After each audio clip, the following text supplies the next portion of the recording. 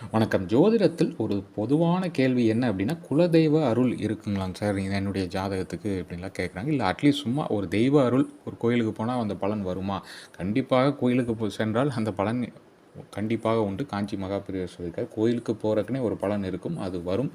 ஆனால் ஜாதகத்தில் ஜாதக ரீதியாக அணுகும்போது, இப்போ இதில வந்து இந்த லக்கணம் நீங்கள் எந்த லக்கணத்தில் பிறந்திருந்தாலும், குரு அந்த லக்னத்தை பார்த்தார் என்றால் தெய்வ அருள் உண்டு. காட்ஸ் பிளெஸிங்ஸ் இஸ் ஆல்வேஸ் தேர்ன்னு ஜோதிட ரூலே இருக்கு.